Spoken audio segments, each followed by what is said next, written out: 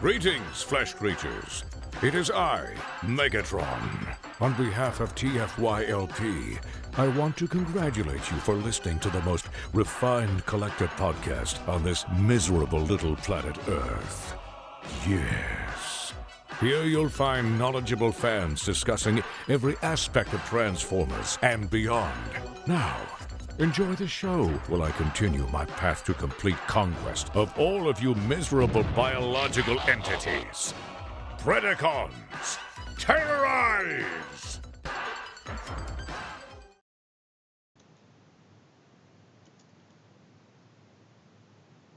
Hi, and welcome to TFYLP, episode 355 on November 17th. Today with me, I have Peter. Florida man ingests bad gator sausage and throws up live on a Transformers podcast. Paul. Never Autobot. And then we have a special guest this week from the Sabertron podcast. We have Scotty. Hey, yeah. And so in Mobile Suit Gundam, it was really Zeta Gundam where the Transformers became a thing. The Transformables. Wait, that's wrong podcast. I'm sorry. Actual Transformers. Robots in disguise. Got it. Hey, thanks for having me. Yeah, thank you for coming on. I appreciate it. And so the reason that we had Scott on today is we are discussing Transformers maximalism, bin life, whatever you may want to call it. So we decided to round up three of the craziest Transformers fans that I know of to talk about it. You saying you're not crazy, Lucas? Yeah. This is what I tell my wife. I swear I'm not crazy. Like, look at these other guys. Yeah, that's what we're all here for, right? Yeah.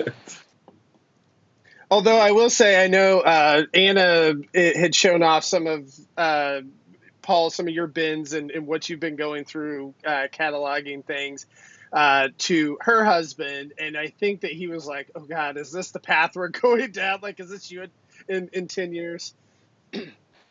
Yeah, I mean that's kind of why I brought up this subject is because I went back home the other day and actually with the intention of reorganizing my collection, which it's a 3-hour trip there and back. So I mean that's a significant reason to go back. And when I'm saying move the collection, it's an undertaking. And so it just had me thinking about this stuff, and I was like, I want to talk to some other people that have dealt with this and discuss it without a bunch of people saying you're crazy, which is usually where the conversation goes pretty quick. Almost immediately, yeah. Yeah. Mm-hmm. So we're in a safe space here. We're in a Transformer craziness safe space, except for the live comments where I'm sure Rob will cut us down a notch every 5 minutes. But yeah, I guess just Transformers maximalism is it's a weird term I came up with, but it's probably more colloquially known as completism. And, completist is sort of like people are like, oh, those crazy completists. There's lots of forms of completist. I don't think there's anyone out there that literally has everything, but that's not a challenge to the world. Okay. Like if you're out there, that's fine. I'm not saying you shouldn't be. As far as I go, I collect a lot of mint and sealed box stuff. And I have a lot of loose stuff, and I don't collect everything. I've tried to, cut the fat in certain ways, but as time goes on, it's like even though you made these guidelines for yourself, they still can get out of control. Because I try to character collect, but I collect a lot of characters. So, Well, and that's how it starts, right? Because it was okay. Well, I'm back into collecting now, and I really like this Cybertron line. I'm going to get all of that. Oh, I have all of that.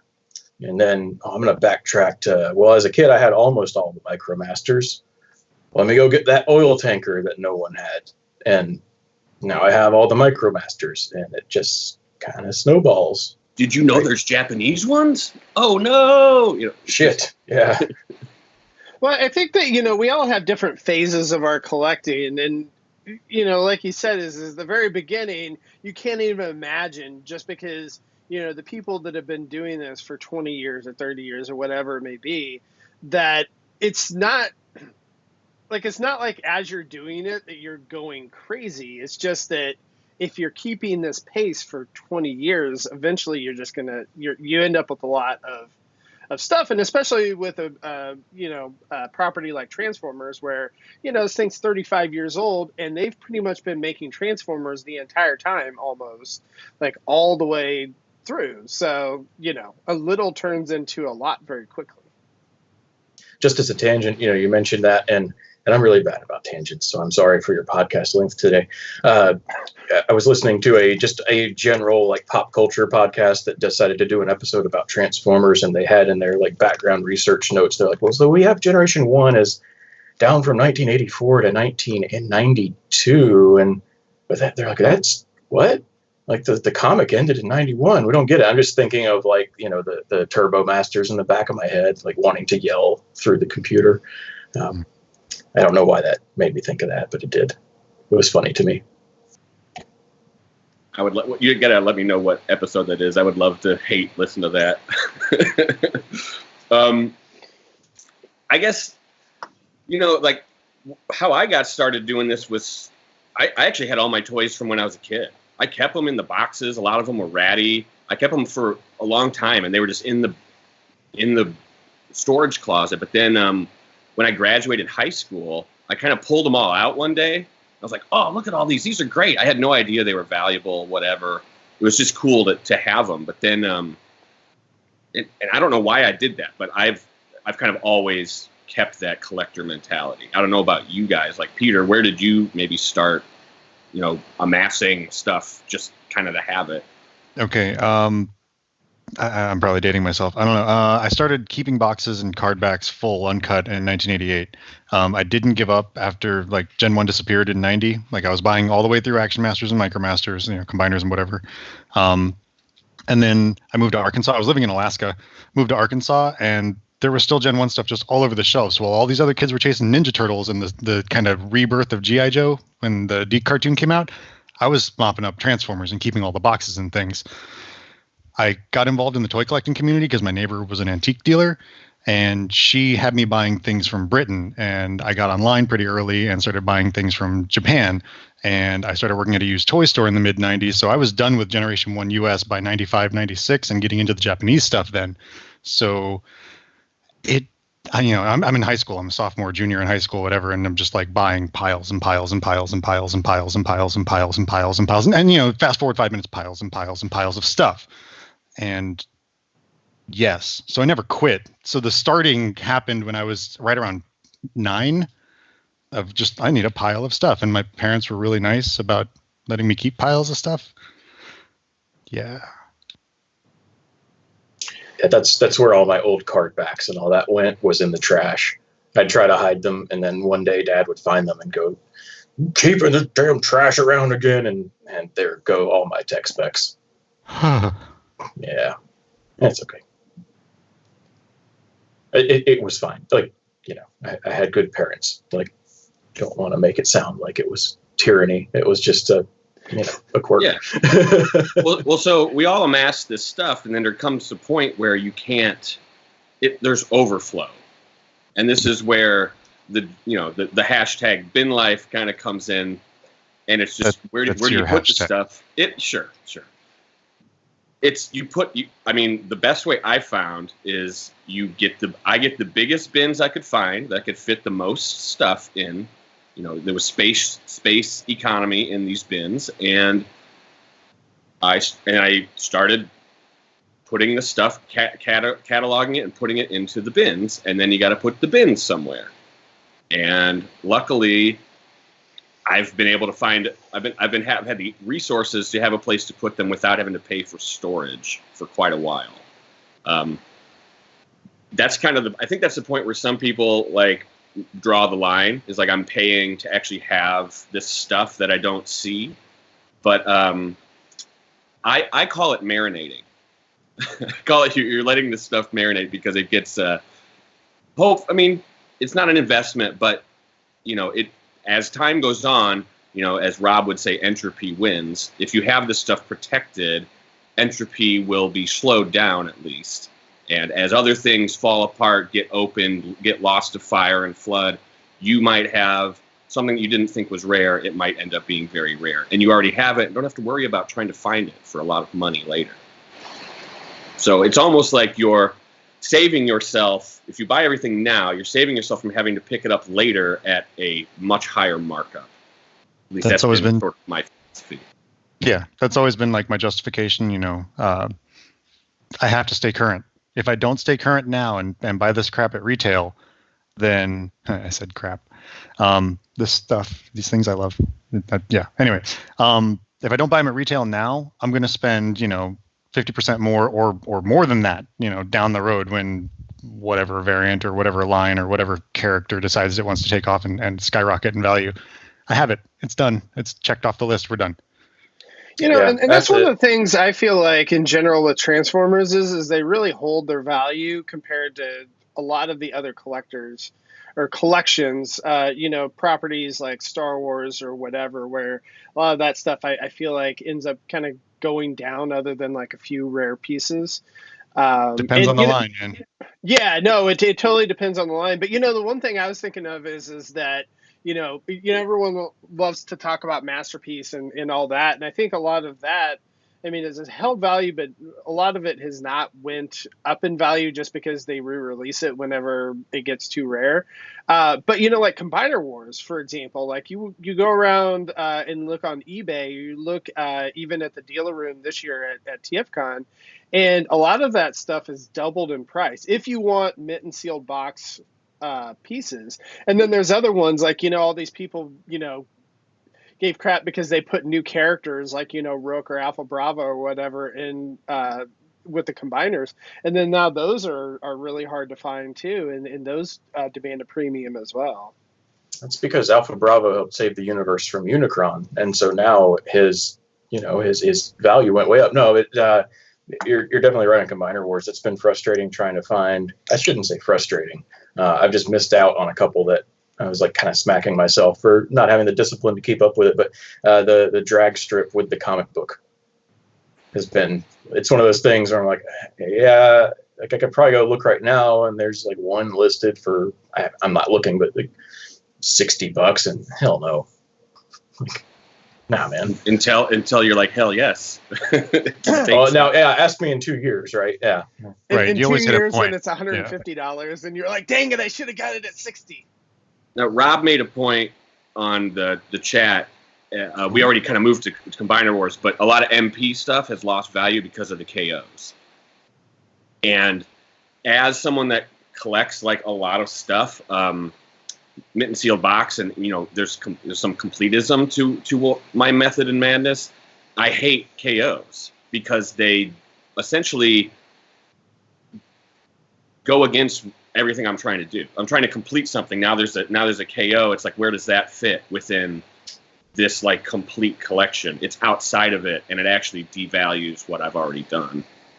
Yeah, and that's part of why I don't like it. There's a whole other thing with Masterpiece where I think when the like when Lambor hit and everyone wanted to get all the Masterpiece figures, or at least all the cars, this does tie back into completionism somewhat, because there were a lot of collectors that suddenly wanted to be Masterpiece completionist. But then I think also hit that point of going, oh God, like realizing what that meant. You had to then not miss out on the green Bape or MP10 Eva, or in my case, there was that whole stretch of around 6 months where I was saving up for my own wedding and wasn't buying anything. So there was also this just offloading at some point, and even not so much the KOs, but then the plus versions, right?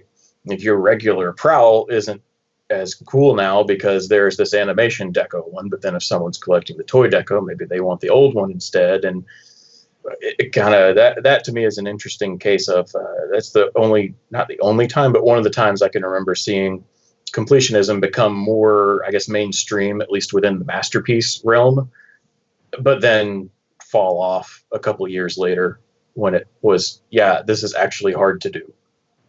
Well, that goes for completism or maximalism or whatever we're calling it in general. Like there'll be those people that they jump in, they're gung ho. It's like, oh, I remember G1 or I remember whatever, and I'm gonna get all the Beast Wars, and they're like, wait, there's how many?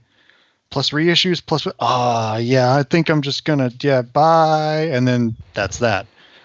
And then they move on to the next thing.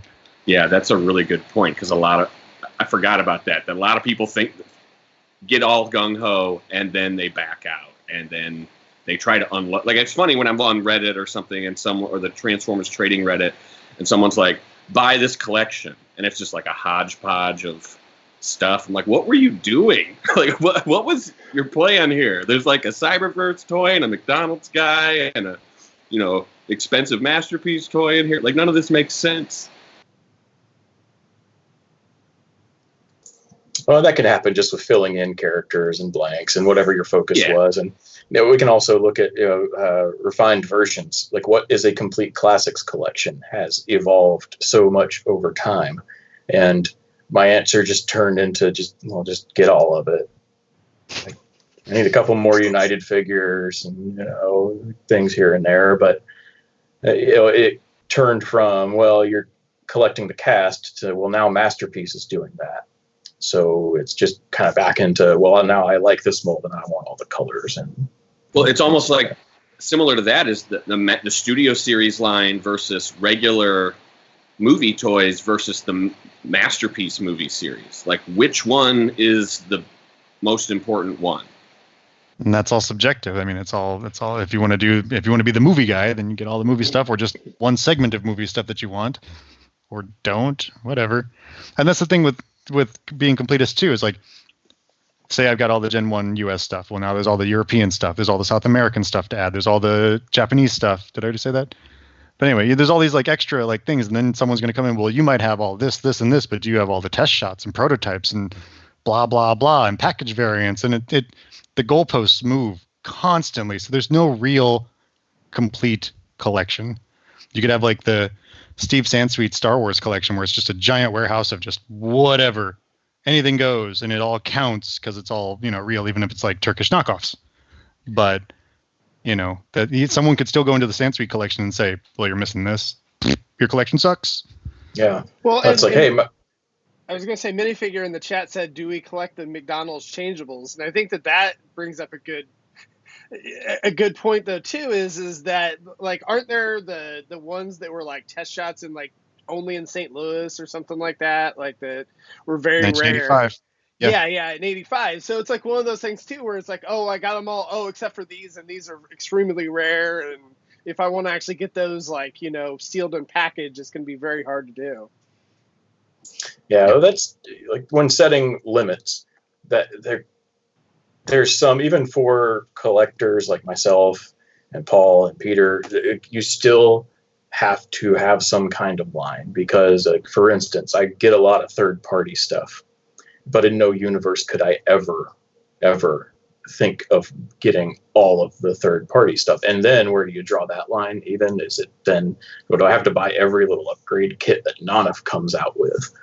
No. Right. Or thinking of test market stuff. Does a complete G2 collection need an ATB Megatron? Yes. Well, yeah. No. You see? And the goalpost just moved right there. Yeah. Yeah. He was test market, so he was officially released, but he wasn't mass released, so he does kind of count, but he also doesn't count at all. So, which, I feel like you got to collect for what you make the rules of what your collection's going to be. Everyone needs to agree on that. No one else can tell you what is wrong or right. You can have conflicting opinions, but it doesn't mean you're wrong. Right. Okay. Rob says it, and if you guys know Christian Walker, Flux Convoy, he says it all the time. My collection, my rules. Period. You don't. And I think that applies to all of us. There should be no wrong way to collect. Well, I mean, ultimately, this collection is for ourselves. I mean, it's not like that the rest of your family is like, oh man, that is amazing. I can't believe. There might be a few things where they think it's cool, when you show them, but it's not. You're doing it for yourself. But there are a lot of collectors that come in and try and judge your collection and say you're doing it wrong, or you're missing this, or your collection, I've got this and you don't have this, so you're done. And that's just not fair. It's mean. It's mean-hearted. I don't like it. But to see it, and being I don't call myself a completist. I just really enjoy this and get as much as I can. Seeing people do that to one another and have people do that to me, it sucks. It's not fun. It sucks the fun out of the fandom. And that's why I think, even though we are doing the collections for ourselves, we are doing it because we love this property and these characters. It's neat that we can come together and find this common place where we can all talk about this sort of thing without all the ugliness. Yeah, no, I really agree with that, because good Lord, if I tried to do that to somebody, you know how many holes in my little armor I've got that you could look at my collection? I have the scrubbiest G1 collection of anyone with a huge collection. All right. Like, being born in 85, I completely missed out on getting basically any Japanese figures for any kind of reasonable price.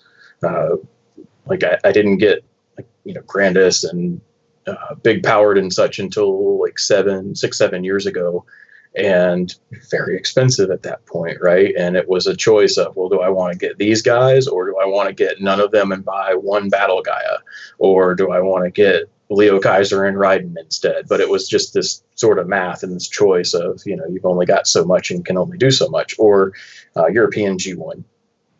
I've got some areas where I've got quite a bit of it, but I only just got my first European Action Master a few weeks ago. Which one There's was just it? so much. Takeoff. And I actually still need his right wing, but the price was right. It was like $50. So. Is that one of the ones Rob's been trying to complete on Ouch My Wallet recently, I think Peter? so, yeah. No, that's not an elite. Takeoff's not an elite. He's one of the basic 6. But yeah, but the elites are the 91 wave. Whether it's the elites or the vehicles or the regulars, they're all hard to find. The pieces are hard to find. Their buddies are hard to find. The weapons are hard to find. The vehicle parts are hard to find. The boxes are incredibly impossible to find. Have fun finding that stuff. And see, to me, I think that's just a fun challenge, like, to myself. Because there's so much stuff that it's like, oh, I can just go click on Amazon or eBay or just whatever. One click, it's going to be here in a few days, and I check the box and all that. Like, anybody can do that. But to actually be able to track down some of that rare stuff, like, I feel like that's some of the stuff that keeps me going, to where it's like, I actually want to go to TFCon, because there might be that vendor that's over there in the corner that has some crazy thing that, like, I haven't seen for 5 or 10 years or whatever, and thank God, like, I can now check that box. Yeah, well, and it's also sometimes those challenges are a very good way to make more friends in the hobby. I would have never finished up. Now I say finished up again. I don't have all the lucky draws by any means. I don't even have any of like the Armada lucky draws, but I never would have finished mini-cons and microns if not for making friends and networking. Like my Drago Yell, who is probably the hardest micron to find outside of, again, lucky draws and such. And I think he's at the point where I think the wiki even puts him with lucky draws. Not, but they can do what they want. It's their website.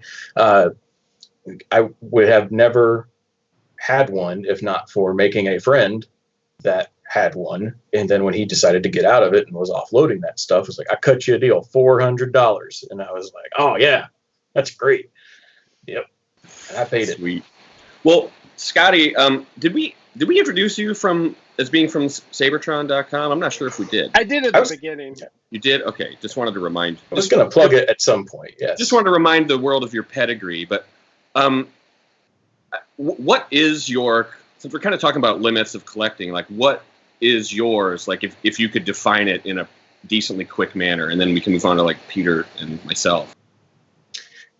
Complete U.S. release collection, generally all opened because boxes are big, with a great deal and almost all, I say almost all, I haven't done the math, probably 85% of the Japanese releases post G1.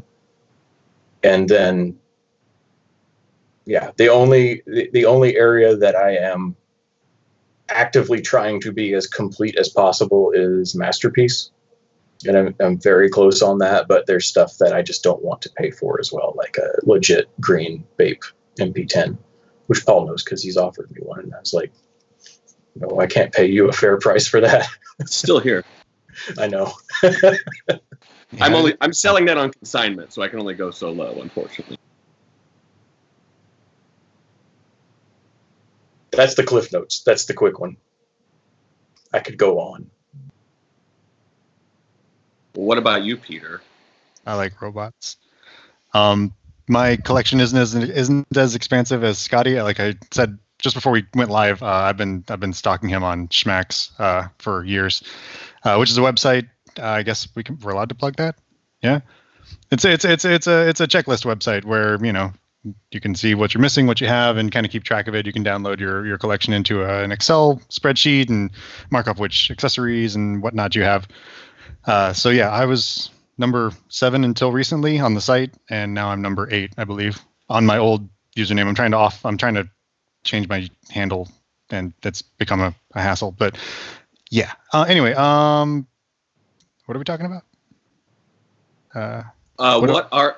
What are your parameters? Like, what is your collection? Where are your goalposts? Oh, goalposts. Okay, so right now I have like my aim is kind of similar to Scotty's. I all of Gen 1, whether it's US, Japanese, European, most of those I have almost all of it loose, and then I'm trying to rebuy because I felt myself in a rut at one point. Rebuy all of it in boxes and carded, whatever. Everything post Gen 1, I want to have all the retail stuff sealed. Doing pretty okay on that. For the US releases, Japanese, I'm working on that. At least boxed, not sealed, if because some of that stuff tape falls off, tape dies. And yeah, since the brand unification in 2017, whatever, when they stopped changing the deco on everything, I've just been getting the US releases because ARG. Oh, same. Yeah. Like package variants are package variants, and I don't care. That is my number one. You talk about schmacks. My number one pet peeve with it is going, what the hell? I have that, and looking at it and being like, I'm going to hit this button. And I'm like, wait a minute. This says like released somewhere in the Netherlands in 2006. And as soon as I put in delete for a duplicate request, I will rightfully be told by like Engledog or someone, no, there is this little minor package variant because I own this. I'm like, okay, yes, sir, no problem. Oh, but I love that stuff. I love packing variants. That's kind of, with the way I collect, some of that stuff really matters to me. Some of it's beautiful, though, and some of it's like, there's a region sticker with a slight language change on the back, and it's 2 by 3 millimeters, and it's like, this is not a variant worth collecting. Yeah, sometimes it gets really annoying sometimes, but like one I can bring up is when we got Masterpiece Starscream in the USA, that white one, at Walmart, there was that, and then it looked like Japan got the same thing, but with a sticker on it. But no. Oh, that toy was completely molded differently. It had all the sharp points on it, and actually the nose cone, I think, didn't have. There was a difference on the nose cone. Yep. That's when and way less battle damage. Yeah.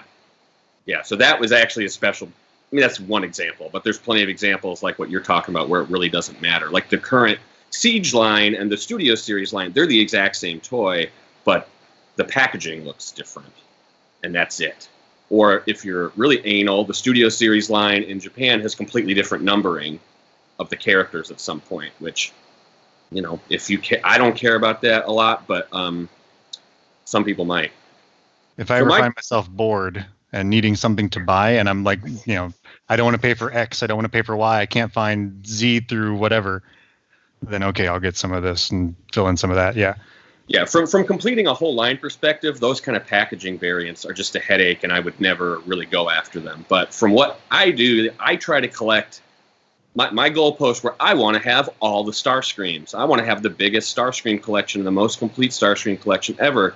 So in order to meet that goal of mine, those little differences matter. Like I'm going after stuff like the Canadian G1 release of Starscream, because the box is completely different. The toy, exactly the same, pre-rub versus rub sign, and what country it is. Like each one of those packaging variations matters. If it has an MB logo on it, holy cow, that's a really rare European one. I need that, but that's only for Starscream that I am that crazy. Because you mentioned that with G1. Oh, sorry.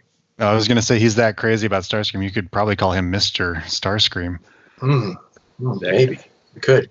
Well, and with G1 especially, You mentioned different regional variants and things like that, and it feels like every couple of years, and it's usually Maz or someone is putting up the article where it's, I got this wacky random packaging variant, and now I've compared it to the other 15 known versions of this toy, and here's what's different on this one. Guess what?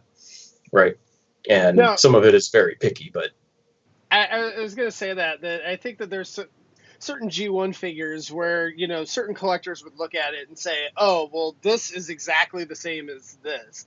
And then you would have someone, like Maz or Bryce or whoever that look at it and say, well, you can tell that the fist on this is like the trademark on it is slightly different on that. And so that's how you can tell from this. And I think that's something that's really neat that we do have those types of collectors, because as you're trying to buy these things, like if someone like Paul or whatever is going on eBay and trying to complete that collection, it's very important to know those differences so that you don't overpay for something that, is really something that's very common or whatever the case may be. yeah, like I bought a Redfoot Optimus last January that was loose, complete. But to make sure, because it's sitting here, it was at Cecil Fish Comics in Winston-Salem, North Carolina, and the price was fair. Not like, whoa, unbelievable deal, but certainly like it was fair value because that guy that owns it knows Transformers. So anyway, I just remember, asking the employee, like, can you please like open up the trailer or whatever? Like, it's not mine yet, so I want you to handle it. But having those kinds of collectors was why I could then look up an article and be able to look at the bottom of the trailer and the characteristics of it and know, okay, this actually is the correct trailer. They didn't just get a loose Redfoot Prime body and throw a bunch of other accessories in with it. Right. Yeah, and when that stuff happens, it's not always malicious. Like they could have got it from someone else that did it. I know I bought a Joustra Optimus from a very reputable source, and I didn't realize that it actually was the wrong cab in there until it's too late. Now, if I try to sell it, everyone's like, let me see those smokestacks. And I'm like, yeah, it's not right. Just the way it goes sometimes. I'm really glad you got a Redfoot Prime, though. Good for you. Me too. That's one of the coolest ones. I mean, that's why variations are cool when they're like really drastically different like that. Like when it has a nickname like Redfoot Prime, you know exactly what you're talking about right away. Yeah, or Cookie Crisp Jazz. Yep. Well, maybe Storage. move on to the bins, the actual Yeah. potatoes. Now I know Rob was trying to move us along here. That he was asking in the chat, how do your collecting goals affect, bin life? And do you set limits which cause you to change your goals, and what makes it go to the bins? Well, when I moved into this house, which was about 8 years ago, I was able to get, and because I open stuff and get rid of the boxes for the most part, as I say this with carded Heroes of Cybertron behind me, I was able to, not in a wonderfully pretty way, but if you go look up on either like TFW or Cybertron, my collection thread from, it's probably mid 2012 sometime, that was essentially my entire collection minus boxed stuff. And I think I only had a couple little boxes. I didn't have space to get out Cyberverse, which at that time was basically Dark of the Moon and Prime toys, like the little Legends class ones. Didn't have enough room to display that or like the Stealth Force stuff from Dark of the Moon. And that was it. Everything was out. But it was also, again, if you go and like look up those old pictures, the shelves weren't very pretty. They were pretty packed. Probably too big to be a practical display option, 2 feet deep, just for the sake of shove lots of things in a small space. And so it was just immediately this challenge of, okay, well, you're basically already full up, and now here it is 8 years on. What do you do from there? And it's just a process of, all right, well, I have my favorite lines that are always, if I can help it, going to be out and displayed. And there's just kind of, for me, a hierarchy. Like, if I can help it, I always want to have out. Like, I've got like my, the rare Japanese G1 stuff, like my Big Powered and those guys. I want them always out because those are great those were milestones. Those were a big deal, and I really like them. And I always want to have out as much of my masterpiece as I can, and as much of Cybertron and Galaxy Force as I can, because that's probably my favorite line. And then it's just kind of a hierarchy from there. And movie stuff is usually towards the bottom. So yeah, that was the start of the bins, was put the movie stuff in it. Not because I don't like it, but it's just at the bottom. Are you talking about loose figures or mint and sealed box stuff, or mint in box? Oh yeah, I am generally speaking a loose collector, and I've been trying to be better about this on Schmacks of marking like this is opened. Because years and years ago I was just click, click, click. You aren't the only one doing that. Yeah. I'm glad you've caught it, but there are so many people that their whole collection, it's like, I've got 2,500 pieces or whatever, and it's all sealed. And then you see like, hey, show me pictures, and then you're like, none of those are sealed. Yeah, mine's not. Yeah, I started having to catch it because they generate the stats, and it would be like, oh yeah, your most valuable piece is Grandus because he's MISB, and I was like, no. Actually, I still need his MicroMaster, thanks. So let me go and start updating this stuff to be accurate. So I do keep a few things sealed or in the package, or keep the packaging, but in general, the way I collect, it's not practical. It's just not practical to do that.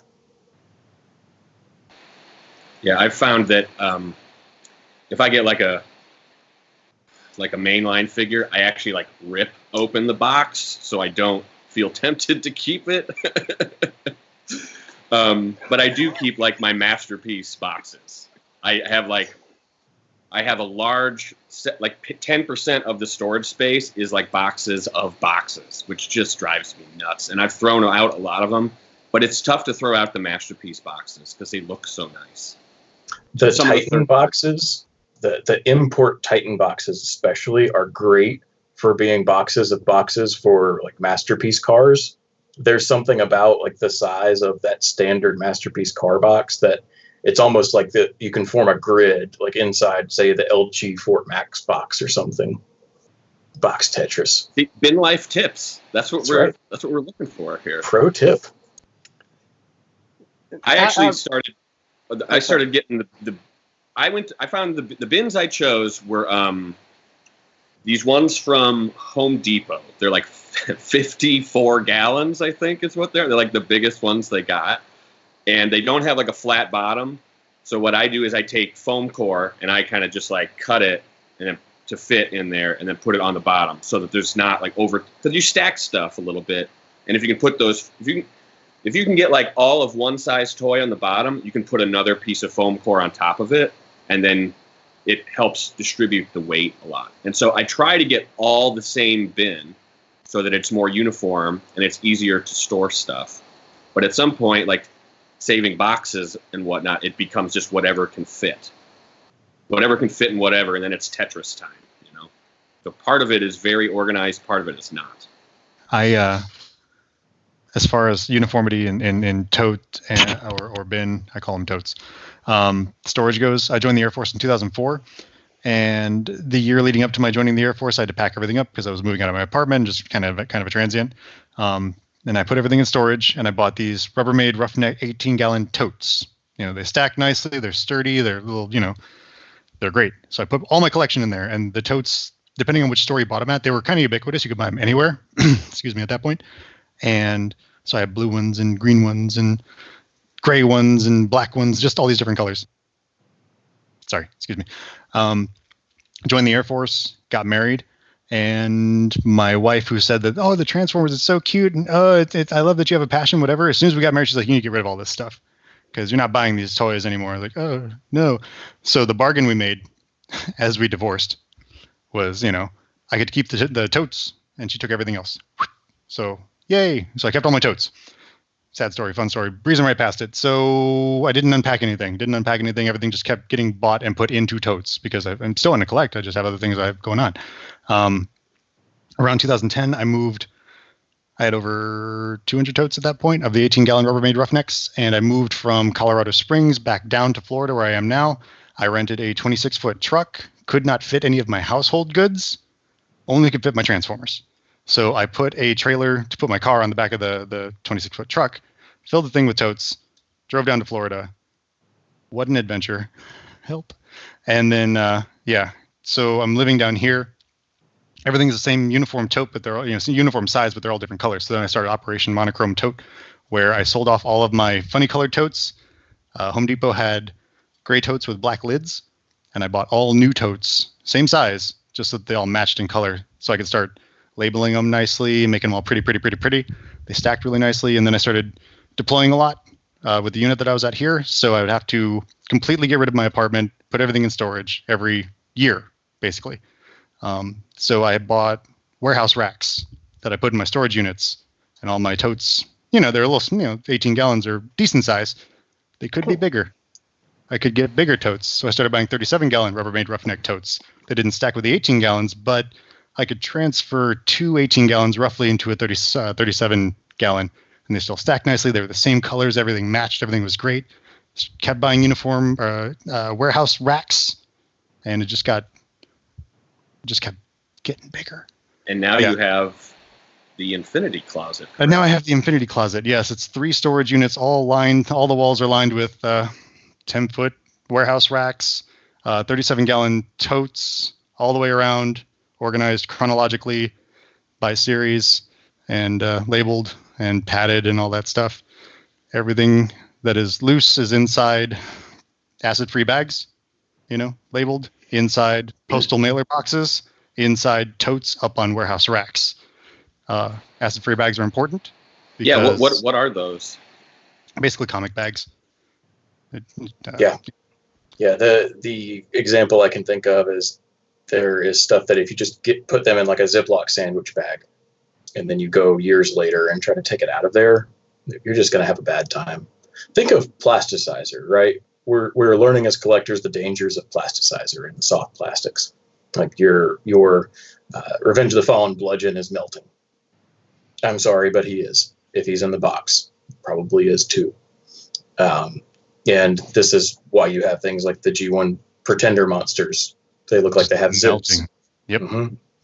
And that's one of those things that can start to just basically melt into like the plastic bag if you just go and get some Ziploc sandwich bag and throw stuff in it for years.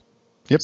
And so these acid-free bags, do they make versions that seal up similar to Ziplocs, or are they all just like, I know comic ones are specifically just have a little flap and you can tape it or whatever, but do they make ones, and is that a good thing, or like should you not try to buy sealable bags because of off-gassing and things like that? I mean, they're available. You can pay a little bit more for them, but you can buy big packs of the comic style ones, and most figures will fit in those for a couple of bucks, $3-4 for 100 of them. Okay.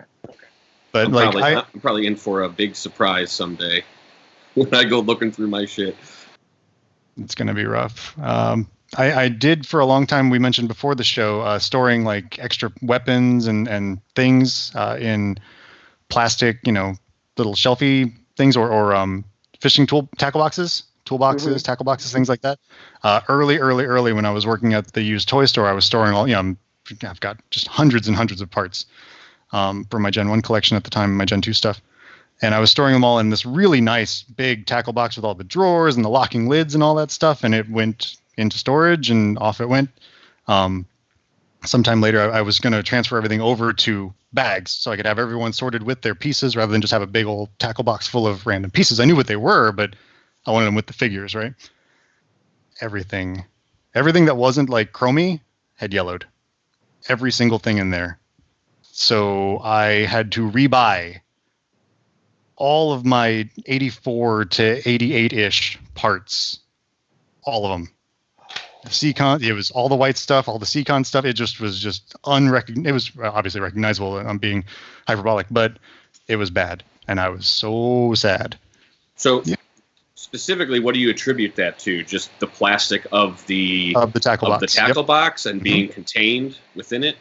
That's like what I think. Vapors or something? Something, yeah. Something about the pieces just being loose inside. I mean, they were in little cubbies and drawers and things, but the plastic of the tackle box reacted with them, and it made me sad. Well, and all this stuff is out in air, and you just, yeah, it's all just chemistry at some point.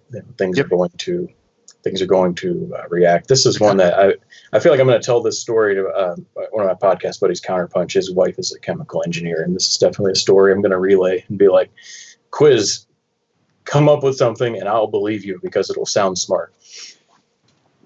One precaution I do take is I always, if I ever get something that has a silica gel in it, I just keep those. And so, like, I throw one in each bin if I can. So, and you can buy those if you aren't saving them. You can buy a big pack of them on Amazon, and that doesn't hurt. And the silica gel that essentially dries out. Is that what it does? Essentially, like, attracts moisture to that, so that way moisture is not. And they've got like color changing rechargeable ones where you can take the ones that are already like saturated out and they'll change color, and you just kind of put them in an environment and they kind of discharge, I guess, and then or microwave them. I don't know. There's something you do. I haven't gotten those ones yet, and then you put them back in your whatever container you're trying to keep dry, and it starts over again. Yeah, they also absorb oxygen, which is why you see them in things like shoe boxes, because they don't want your shoes to mold if they're sitting in the back of a shoe store for 6 months or something like that. So that's the other thing that they're good for. One of the things that I like to do with totes, I think, Peter, I feel like a complete noob with totes after hearing about your system, because I hate the storage organizing. I'm only a year into having a storage unit, and it's just a chore. Because I don't want to do it, right? You don't want the stuff to be sitting in there. I'd rather have it out, and that's life though. And so my strategy is go see what's on clearance and buy those, and just buy whatever I think I need at the time. So all of mine are a horrible mess of unmatching things stacked where I can. And then I'll just slap I'll buy mailing labels and just slap them on the front. Like, here's what's in here, so that I don't have to guess. The other thing is for especially fragile things or old things, I will pack them very carefully. Bubble wrap or towels are actually cheap towels are wonderful, because they're cheap and they do their job pretty well with like chrome parts and things of that nature. Some modern stuff, I will just throw it in a bin. I just put it in there, and I'm like, I'll be as careful as I can, and I'll go by size class and put the bigger ones on the bottom. But then there's also stuff, so some of my collecting gets into stuff that I feel like nobody collects, like tiny turbo changers, which I think people do collect. Yeah. But they're not really in the mainstream consciousness of Transformers fandom. There's a lot of stuff like that now. And I like to get smaller bins for things like that, because I'm like, okay, these things are fine to just be somewhere, and, they're not going to get hurt from just being in a bin loose. At least not yet. They're not old enough if they have a lot of plasticizer for that to happen. Right. Yeah. Yeah. So I like to get smaller things for that. And one of the things that, again, I think we kind of mentioned this before we went live, for stuff that suffers from GPS, I like the smaller boxes, because I have a couple of small boxes that have just that stuff packed very, very carefully, with bubble wrap that's in the acid-free bags and all of that. But I have them just like on the top and on like every side of it written like GPS figures. Like, the stuff that didn't get there in a U-Haul was that was in like the passenger seat of the car. That was I need to handle these carefully, or there will be dust by the time they get ever taken out again. So you kind of just have to you got to just sort of put everything else away, and then these can just go on the top somewhere as safe as possible. I've also heard. Oh, sorry. I was just gonna say, like, at a minimum, don't store things on the floor in cardboard boxes, because I know that it's somewhat obvious, but not with my collection, but I know that we've had things in the basement where my dad had a bunch of stuff in cardboard boxes that got ruined, like photographs and things like that, because they were just sitting there. And inevitably basements will always flood. But I mean, that could happen in any room of your house. Like, you could just have a sink somehow, a pipe burst somewhere, and whatever. And if things are on the floor at floor level, at least try to put those, types of things in plastic bins. Just get that, anything that's valuable, get it up off the floor. And then, of course, with Transformers too, is like heat is not your friend at all. Like, make sure that you are like not storing things in a garage that gets, hot and whatnot, because a lot of these, again, like we said, that, heat, the chemical reactions, you're going to have some type of reaction, whether or not Accelerates. yeah, exactly. So your GPS is going to accelerate. Gold plastic syndrome is, when we say GPS, essentially GPS is that the plastic gets brittle over time and breaks. And so you can find like these swirly metallic gold like plastics and whatnot. They did a lot of it in G-Tube back in the 90s, and a lot of that stuff is just like dust by now, some of it. But again, that's the case with anything that's white, like that. There's flame retardants in the toys and whatnot, and so that all that stuff is going to react with the heat and whatnot, and you're going to end up getting yellowing. It's like, even if the stuff's not in sunlight, if you end up having heat, you can have it where, like, again, your example with the tackle box and whatnot. So that brings up a good point, the yellowing, because I find it funny. I'm on all these Facebook groups now, and people are still discovering, like, oh, my toy's yellowed, and it's like, but how many what kind of precautions did you take? Well, I always kept it, in the dark, in the corner, whatever, and but it's 90 degrees, or that's not, you can't store it, like you said, in a garage at 90 degrees with 85% humidity in the dark and expect not to have some sort of damage, some sort of reaction to the toy, to the plastic, to the metal, to the whatever it is. The packaging is all goofed up. No, you gotta be climate controlled, humidity controlled. You have to take care of your stuff, or entropy is going to win, like Rob says, but you can help it along. Yeah, there's a way, and this is a little bit morbid, I guess, but as long as it's okay, as long as I'm alive, it's fine.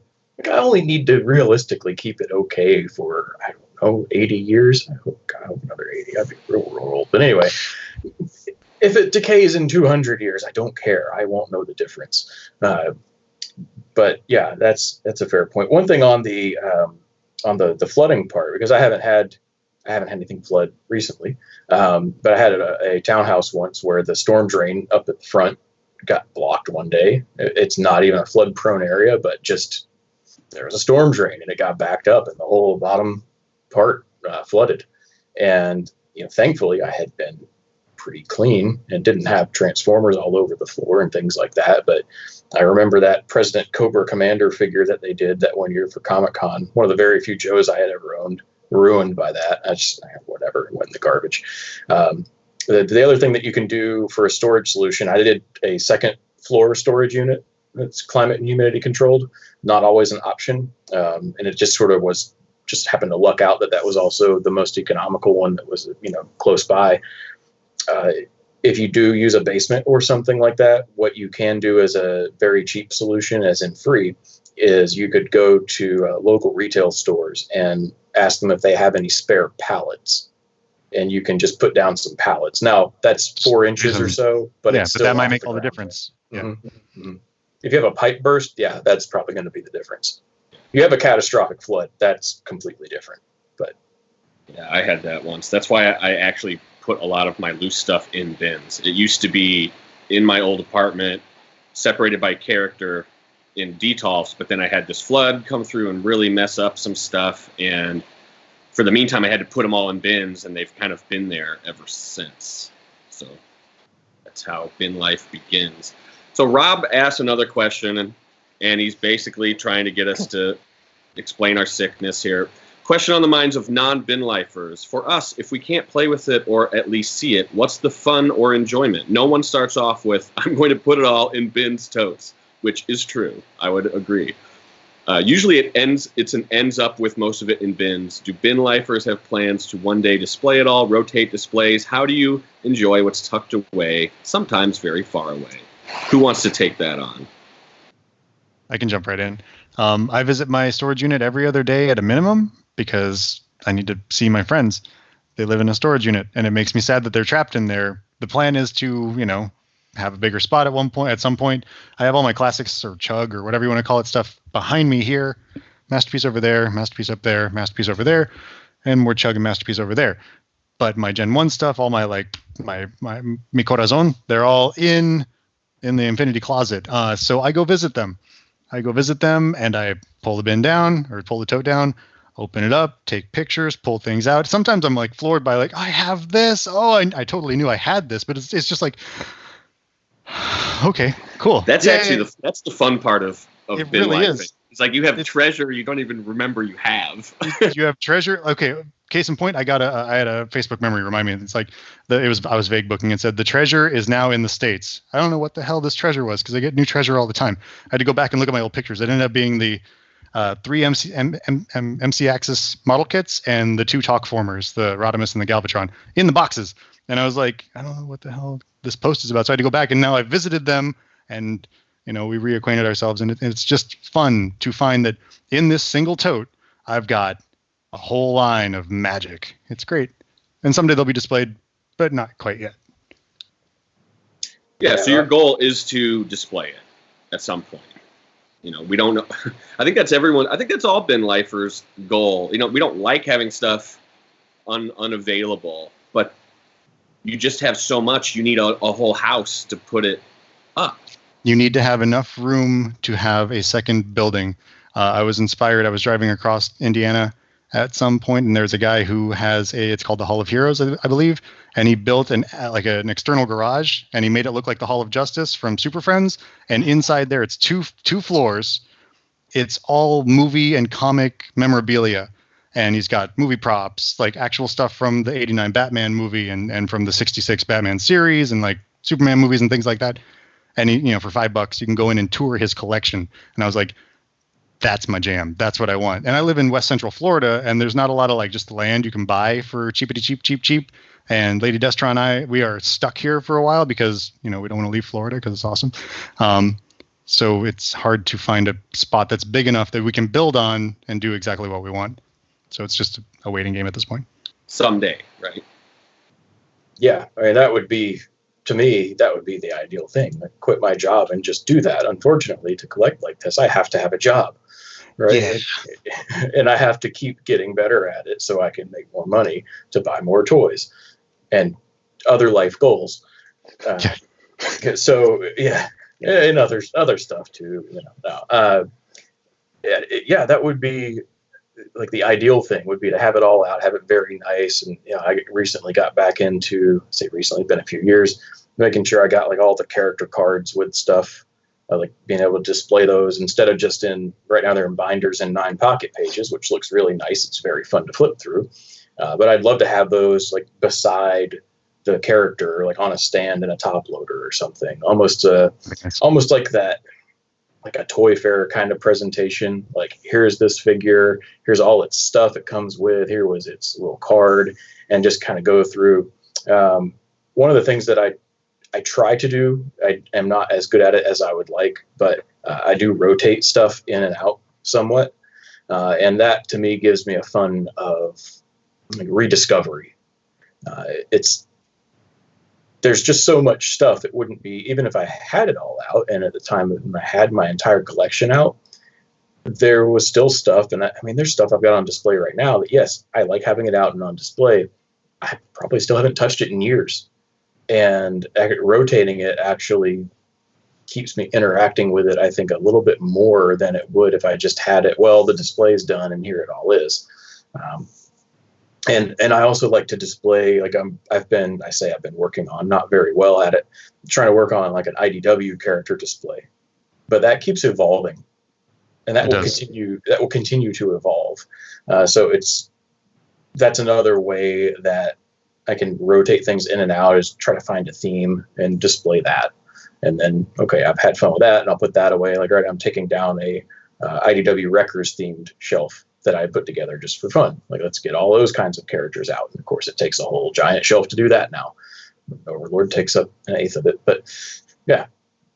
So that's one of the ways in which I do it. But yes, obviously, I don't want to have just a bunch of bins piled up. Well, and I know myself, like I personally try not to do bin life myself. But I mean, I still find that like with the displays that I have, that there's figures that I've had on display for years that I haven't touched, that I've, kind of looked at it glancingly, it's on the back of a shelf, like, whatever. And so, I mean, am I necessarily really enjoying it more than if it was in a bin?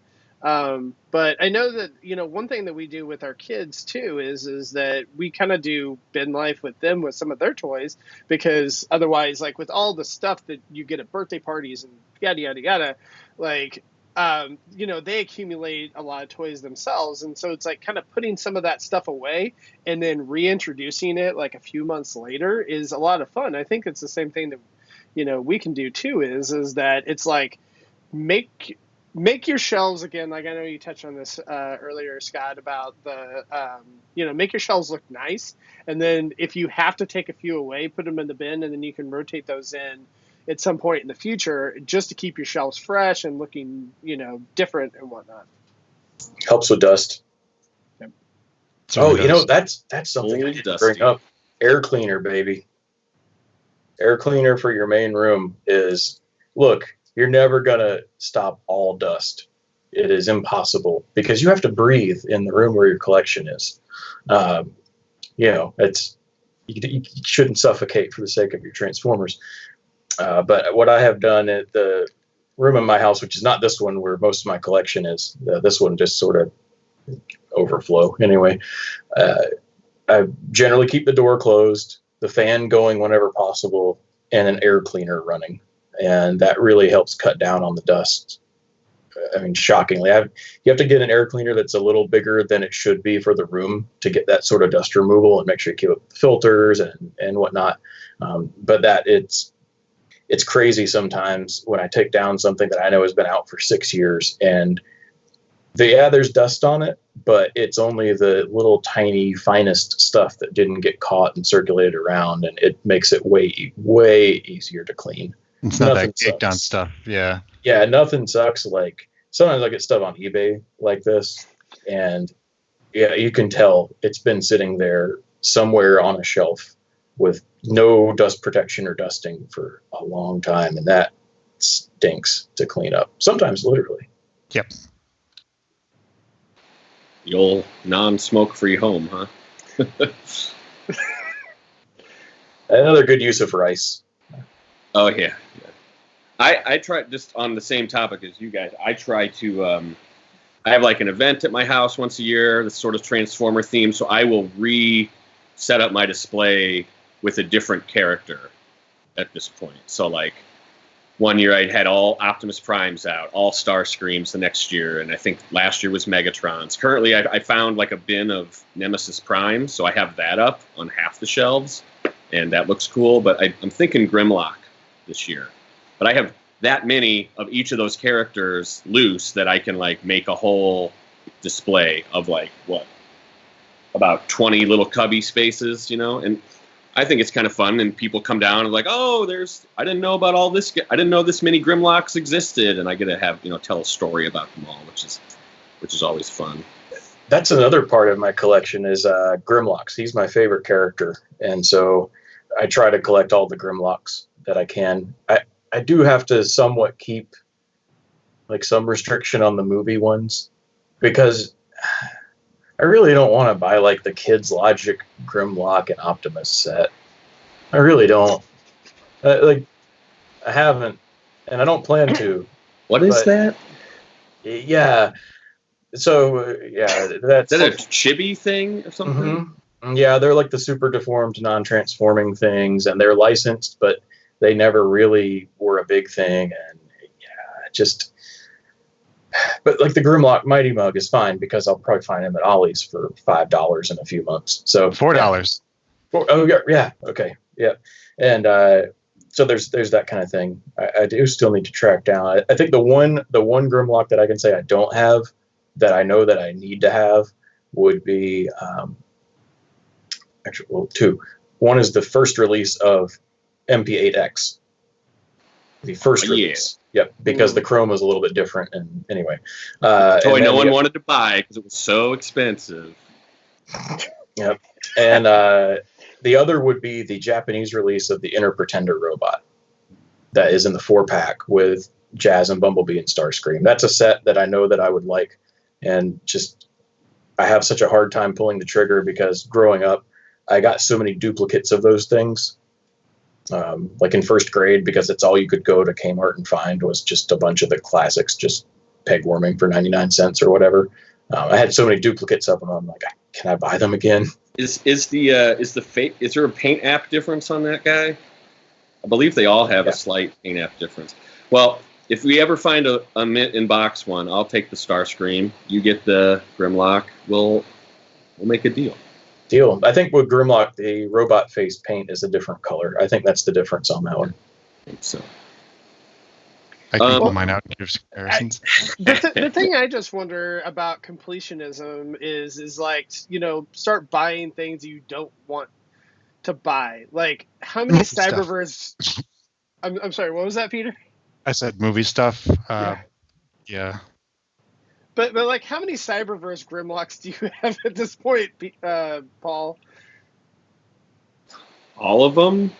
Yeah, I mean, like that's the thing I just wonder about is like some of the like the newer movie stuff or just whatever, where you're just like, oh god, like I've tasked myself with this, buying all the whatever, but somehow that Spark Armor one is cute. I like him with his garbage. I actually think that one's kind of cool, but I mean, I like everything that comes out. I like because I like to see the pits and the valleys and the highs and the lows of what they come up with, and I like seeing it next. I love seeing this next to like a good toy, and you can see like the question is, why did they pivot to make this? I don't know. I find the history of it interesting. And the shame of it with that one that you held up in particular is, of all the Spark Armor toys, that's the worst one.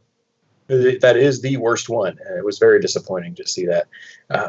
I definitely run into that, but I find something to enjoy in all of it, or I actually would just stop doing that. Like the one steps, I actually find a lot of really clever engineering in those. Now, when they transform, you have a brick. They might have a couple points of articulation. The sculpt may not be great. Just some of the stuff that they managed to pull off in those is really satisfying. There was that, like the Optimus and the Galvatron. I think it started as Age of Extinction Galvatron one step and eventually got used for some other things. But the truck, like you push down this lever and you rotate the cab and the whole thing kind of opens. It's like, whoa, that was really neat to do. So I kind of enjoy that. The one thing that's been really a struggle, though, to get more to the point of the question that you put forth, Lucas, like the Cyberverse Scouts are garbage. They're hot garbage, and I can't think of a Transformers thing I've actually just really not enjoyed like those. Thankfully, they seem to have gotten the hint and are killing those. I think there's only one more. But I think that's an example of it. If they kept going with those Scouts and didn't do more stuff just like the Scraplets, I would probably actually just let those go. And the Scraplet is at least innovative and cool compared to the other ones. Yeah, and you can put it with your Prime collection. I know they're in Cyberverse cartoon as well, so I mean you could put them in either place, but they kind of fit in both. They're a little big for the Prime figures. But it's a fun little toy, unlike the others. Yeah. Mm-hmm. I mean, I think you touched on something good. It's like you don't collect things you don't like. You find a way to like the things that you collect. I love Transformers. There you go. So you'll see me on my little videos or whatever where I'm like, oh, I bought this Bumblebee thing to check off a box. But I checked off that box, and I feel good getting all these Bumblebee movie things, whether it's the non-transforming giant garbage, made of shampoo bottle plastic thing, or something a little bit more intricate. I like collecting Transformers specifically, and it makes me happy. Yeah, and there are, for me, licensed stuff falls a little bit outside of what I consider complete, just because I don't like a lot of it. And that's really the only reason. It's a convenient made-up rule for my own collection, because I really don't want to get all the Super 7 stuff. I think I was talking to Paul about this because he was trying to get me to pre-order cases. But I see those reaction figures, and I'm like, these are actually just bad. And I know that's the point, but I don't want to spend money on them. Like, I'll buy the Grimlock. If for the Super 7 stuff, the reaction ones specifically, I think if they looked more like they fit right in with if you could plug them into the Action Master line, that's where I would just go bananas for them. They are interesting as they are, but it's just like all the other reaction stuff. It's a figure on a card. Cool. So it captures that nostalgia itch for people that have a nostalgia itch for not quite Action Masters on G.I. Joe style cards. I mean, it's very similar to like underground DIY toys, like are trying to fit that we're trying to make that niche, and now Super Sevens kind of like wedge themselves into that. So yeah, and taking it from art house type stuff to just mass retail. Yeah, it's kind of not quite as fun. I did buy that next network one, whatever, the Soundwave that's gray. We'll see how that is. I don't know. A lot of that G1 nostalgia that it needs to. We talk about like rotating things. I need some of the G1 nostalgia push to be put in a box for a couple years so I can miss it again and want it again, because it's been so hard and heavy and in your face for so long. I love G1, but man, you can get tired of something. 100%. One thing I do to shift topics, like how do you guys organize your collection? Like you talked about Schmacks is one of the tools that you use to catalog your collection, but overall, like do you do say like an Excel spreadsheet, or is there like a program that you use to figure out like all the different stuff that you have, or what exactly do you do to so that you know what you have? I use Schmacks primarily. I still have from my time in the mid-90s or whatever a notebook with graph paper in it where I've made by year lists of Autobots and Decepticons, all the accessories listed out, little check boxes next to them. I found that tremendously satisfying to now I have the instructions, now I have the tech spec, now I have the box, so I can mark out the tech spec and sell that off, and then as it got bigger and bigger and bigger, I mean, because like in 96 through 98, we were only getting like 40 figures a year. It was nothing to keep up. But then when around Cybertron, when we were doing Cybertron classics, starting in on the movie stuff, the universe stuff was all over the place. And then we're saying, oh God, what is happening here? Then I needed a little bit more. So I started using Excel. Then I found Schmacks. So I kind of let my Excel stuff retire. Yeah, I mean, pretty much the same.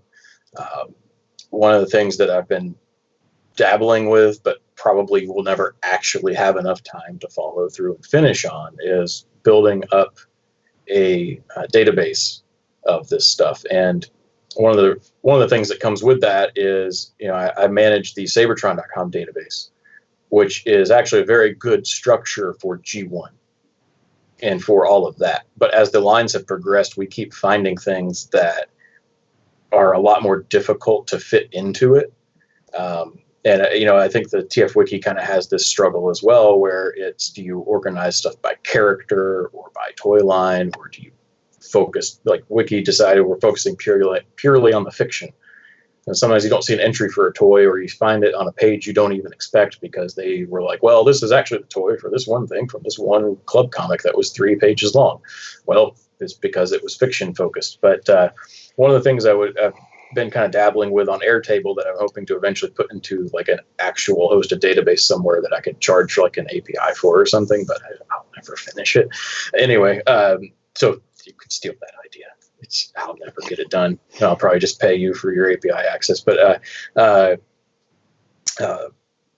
putting something like that out there that would have maybe like a default view and stuff, but then a collector could, if they wanted, change that up, just have the raw data and be able to manipulate it, or kind of like I would love to do like a rip off of Schmacks, but a like practical completion guide, and not like, okay, you can track your packaging variants, but it's not on the main list. Like take notes and have those branching off and things like that. So, right. Yeah. A lot of pie in the sky dreams, but usually I just go on the Schmacks. I'm like, click status. Here's what I paid. All right, I'm done. Yeah, one of the issues with Schmacks is like it relies a lot on user submissions, and there are people that misremember things or have purchased a piece that they got on eBay, and it's like this package with this toy that doesn't quite match, like rub versus non-rub, or however different fine tuning on the variants across different toy lines, and they'll just put this thing that I bought. It's this package with these marks, with this toy, with these, and they'll submit that as an actual thing, and it's not. Or So like the MP36G Golden Lagoon Megatron that they only made like 10 of for Takara Tomy employees, which is in there, and I'm like, it's in there for anyone to just buy, and it's not the annotation isn't there as to what the quantities are. Yeah, I mean what you guys are discussing, the way I kind of have the same collection methods. Like when I did a big rehaul of my bins a few years ago with a buddy of mine, came down to Iowa and helped me. It took us a day, and we wrote down everything that was in it and just threw the piece of paper in the bin. But then I took a copy of those and made like a Google Doc that I have. But that was so much work, and I have so many bins since then. There's only half of it is cataloged that well. And I consider myself a true collecticon, and all of the things you're talking about as far as the problems with schmacks and whatnot, and keeping there isn't what I need to help myself keep track of this stuff. It doesn't exist yet, but I'm working on it. So hopefully we can execute a nice alternative to some of these options we have. If only we knew someone that was had the means to do such a thing. Someone that was good at project management and stuff. Jeez. Anyways, I didn't have to do it 80 hours a week professionally. No kidding. Well, it sounds like we're kind of wrapping up. Do you think so, Lucas? Or yeah, I don't know if there's any other items that that you guys want to touch on that we haven't covered so far. I don't know if Rob has anything, any other questions that he has too in the chat. Well, I just want to say thanks everyone for entertaining the idea of talking about this, because there's no one around. I have a bunch of Transformer friends around me, but they all think I'm insane. So it's nice to have some like-minded folks to discuss this topic with here and there. And thanks, Scotty, for crossing lines to join us. We all really enjoy Sabertron.com and think you're doing a great job with the database and everything. So thanks. Yeah, thanks. And I think my last word on all this would be don't do it. Collect what you like and set your limits and do what you can, but never judge your collection on someone else's. Get what you enjoy and enjoy it for that. And if you want something and you want to pursue something, then you should do that because you want it and you want to enjoy it, not because someone else has it. And now I'm going to plug, and then I'll be done. So as mentioned, I'm involved with Sabertron.com. You can find me on the Twincast podcast over there. We go roughly every other week, sometimes with variation because life. And also I have another side project that I normally don't even plug on that. If you like Mobile Suit Gundam and that franchise, we've had a podcast going for about 9 months on that you can find me on, called New Type Flash. It's the New Type Flash podcast. We're going through Universal Century right now, roughly chronologically, still figuring some things out. So some of the episodes I think are really good. Some of them we're still figuring out. But if you're into that, that's another place that you can hear me if you really want to. But are there any other personalities with you on that someone may know, or is it just you? Oh yeah, it's me and my buddies, Skank and Monkey and Easy Stuff, but they're not involved with Transformers community, so guys wouldn't. Their last podcast was an information security podcast, so totally different world. Dope. Peter, do you have any final thoughts you'd like to add yourself, or? No, not really. Yeah, this is Brain Damage, and I love it. Watch the Infinity Closet on YouTube. Oh, I don't plug my stuff. Not here. We do. Yeah. No, okay, we'll go for it. The one thing I just want to say is because I've had the wonderful opportunity to be able to meet a lot of you guys and Rick and Proto Man and all these different people through the years with Transformers collecting, and I actually look at a different way that I don't think it's crazy. I think it's amazing. It's awesome. And I love from the historical point of view that a lot of the, collectors take, to where you're trying to, catalog this type of information so that, 20 years from now, it's out there and we know about it and it's not just lost to time and whatever. And I just think it's really neat. And so, for example, Paul had mentioned about the Infinity Closet YouTube videos that you do monthly, Peter. And I think that those are really amazing. And so what Peter does is every month he will, kind of talk about some items that he had gotten and then the history with those. And I think that, some of the ones that you've covered with some of the Japanese, inserts and whatnot, and have just been really informative. And so that's where I just love is just learning things from you guys that I didn't necessarily know. And I think as Transformer collectors that we can all kind of learn from one another because, we're all noobs, at some point, and then at some point we're, whatever, we're always learning. So, but we can all do it together. So, and then I do want to mention, we've got lots of content on the channel ourselves. So if you want to check out our other shows, so we have the Microcasters Tuesday night at 10 o'clock. We have Ouch My Wallet with Rob hosting on Wednesday nights at 9 o'clock Eastern. We also have Cut the Tape with Rick, where he, pulls out some of the stuff that he's had forever and opens them up and, kind of gives his brief thoughts about those as well. Monday nights we have TF Talk Weekly. So bi-weekly. See, Scotty, 6 shows a week. 6 shows a week every week. Ow. Yeah, no, I know that we try to get at least a few shows up every week for everybody. So, and again, if you like what we do, consider supporting us on Patreon, patreon.com/TFYLP. We have tiers as low as $1, all the way up. So, yeah, I guess you can email us at podcast@tfylp.com if you want Scotty to come back on the show someday. Just let us know. Subject line: Scotty is a sexy beast. Sometimes you collect, and then sometimes you hunt eBay for Weekend at Bernie's Drift, and then you go, I didn't even know that was a thing. So, yeah, that's a thing. Anyway, that's my only reply to that. There you go. Now another thing that we didn't know existed and somehow have to have. So, yep. So, Yep. All right. Well, thanks again, Scotty, for joining us, and thank you guys as well. So it was a lot of fun. So Thank you. We'll see you next week. Yeah, thanks. Thanks for watching.